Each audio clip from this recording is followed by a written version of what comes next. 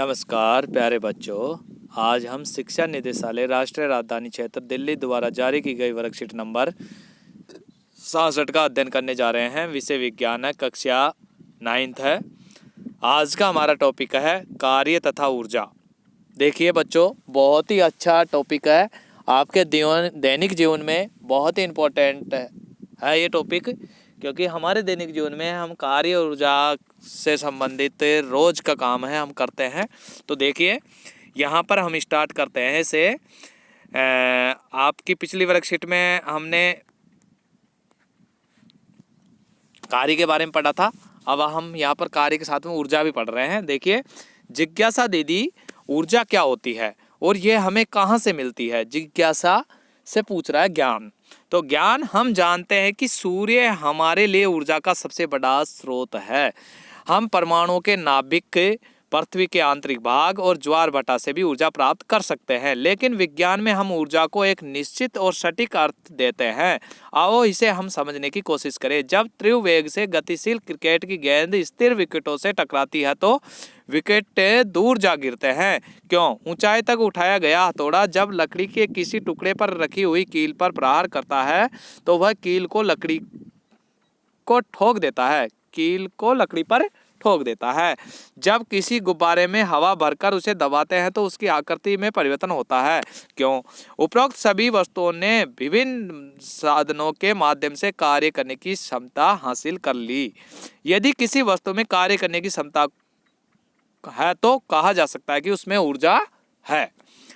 जो वस्तु कार्य करती है उसमें ऊर्जा की हानि होती है। जिस वस्तु पर कार्य किया जाता है उसमें ऊर्जा की वृद्धि होती है।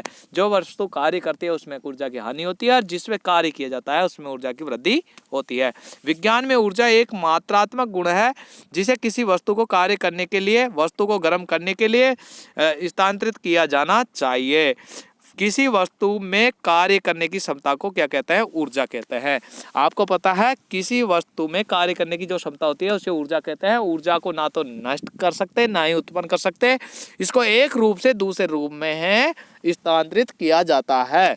ठीक है बच्चों, अब आगे बढ़ते हैं। इसमें देखिए आप, अब देखिए इसके बाद में हमारे यहाँ पर आ जाता है, इस प्रकार किसी वस्तु में निहित ऊर्जा को किसी कार्य करने की क्षमता के रूप में मापा जाता है। इसलिए ऊर्जा का मात्रक वही होता है जो कार्य का होता है। कार्य का मात्रक क्या होता है? जूल होता है। आपको पता है कार्य क्या है?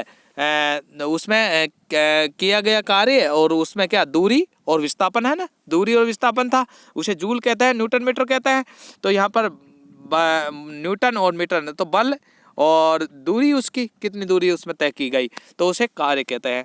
अब देखो यहाँ पर देखो, एक जूल कार्य करने के लिए आवश्यक ऊर्जा की मात्रा क्या होती है? एक जूल कार्य करने के लिए आवश्यक ऊर्जा की मात्रा को एक जूल कहते हैं, जो न्यूटन और मीटर होती है। यानी बल और दूरी गुणा विस्थापन, यहाँ पर विस्थापन है तो विस्थापन कितना हो रहा है, और बल गुणा विस्थापन, बल कितना बल लगाया और कितना विस्थापन हुआ, तो उसको बल को तो न्यूटन में और विस्थापन को हमने मीटर में मापा है। तो न्यूटन मीटर को हम क्या कहते हैं? जूल कहते हैं, क्योंकि जूल ने इसका मात्रक खो जाता है। इस वजह से कार्य का मात्रक क्या है? जूल है।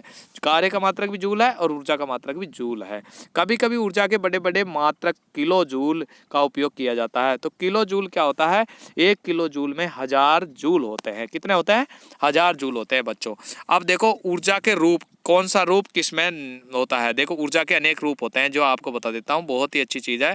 बड़ी कक्षा में जब आप साइंस से साइड में जाएंगे तो आपको बहुत ही पढ़ने को मिलेगा। यहाँ पर ऊर्जा के अनेक रूप है में विद्यमान, जैसे सौर ऊर्जा, प्रकाश ऊर्जा, ऊष्मीय ऊर्जा, रासायनिक ऊर्जा, विद्युत ऊर्जा, ज्वारीय ऊर्जा, पवन ऊर्जा, ध्वनि ऊर्जा, यांत्रिक ऊर्जा। किसी वस्तु की स्थितिज और गतिज ऊर्जा के योग को वस्तु की यांत्रिक ऊर्जा कहते हैं।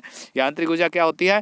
स्थितिज ऊर्जा, और गतिज ऊर्जा को वस्तु की यांत्रिक ऊर्जा कहते हैं। जैसे कि मान लो किसी पत्थर को ऊपर उठा के नीचे गिराते हैं तो ऊपर उठाने पर उसमें अधिकतम स्थितिज ऊर्जा होती है, और जैसे गिराते हैं तो वो गतिज ऊर्जा, दोनों को मिलाकर उसकी स्थितिज ऊर्जा के, उसकी यांत्रिक ऊर्जा कहते हैं। वो आगे नीचे गिरता है तो स्थितिज ऊर्जा और गतिज ऊर्जा को सम्मिलित रूप से क्या कहते हैं? यांत्रिक ऊर्जा कहते हैं। स्थितिज ऊर्जा क्या होता है?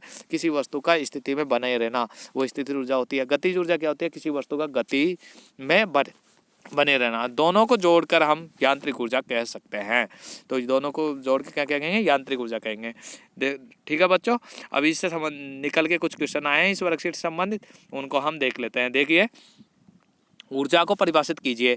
इसका एसआई मात्रक क्या है? ऊर्जा का एसआई मात्रक क्या है? जूल होता है। और किस, अब परिभाषित, इसकी परिभाषा आपने पढ़ी है अभी कि किसी वस्तु द्वारा कार्य करने की क्षमता को क्या कहते हैं? ऊर्जा कहते हैं। ऊर्जा के विभिन्न रूप, ऊर्जा के विभिन्न रूप देखो, दूसरा क्वेश्चन का आंसर ये रहा आपके, ऊर्जा के विभिन्न रूप ही यहाँ पर विद्यमान है। ठीक है, तो अब देखो यहाँ पर आपका थर्ड क्वेश्चन है, 14.5 किलो जूल ऊर्जा को जूल में परिभाषित किया। तो आपको पता है 14.5 जूल है, तो इसको हम 1000 से गुणा कर देते हैं। 1000 से गुणा करने पर आपको पता है यहाँ पर हमारे कितना आ जाएगा, ये देखिए आपको, ये हमने ये लगा दिया। अब यहाँ पर एक पॉइंट यहाँ लगा देते हैं, तो आपको पता है 14,500 जूल हो गया। कितना? 14,500 जूल। तो इसका आंसर क्या होगा? 14,500 जूल, क्योंकि यहाँ पर बिंदु आ गई तो ये जीरो का कोई महत्व नहीं है, इसको काट दिया जाता है। तो 14,500 जूल में निरूपित कीजिए। तो 14,500 जूल हो गया यहाँ पर। ठीक है, अब इसके बाद में सौर ऊर्जा किसे कहते हैं? सौर ऊर्जा किसे कहते हैं? जो सूर्य से प्राप्त होती है, सूर्य से प्राप्त ऊर्जा को, सूर्य से प्राप्त ऊर्जा को क्या कहते हैं? सौर ऊर्जा कहते हैं। सूर्य से प्राप्त ऊर्जा को क्या कहते हैं? सौर ऊर्जा कहते हैं। सौर ऊर्जा के बाद में देखिए आप यहाँ पर नीचे चलिए, पवन ऊर्जा। पवन ऊर्जा का कोई एक अनुपयोग लिखिए। पवन ऊर्जा का क्या है? पवन चक्की। तो यहाँ पर देखो, आपको पता है, आपने सबने सुना है पवन चक्की। पवन चक्की क्या होती है? पवन ऊर्जा का उपयोग होता है पवन चक्की के रूप में। इससे हम पवन चक्की से, आपको पता है, इससे हम मोटर भी चला सकते हैं, पंखा भी चला सकते हैं, इससे हम लाइट भी तैयार कर सकते हैं। तो इसका एक अनुप्रयोग हो गया पवन चक्की। ओके बच्चों, इस प्रकार से आपकी ये वर्कशीट कंप्लीट होती है।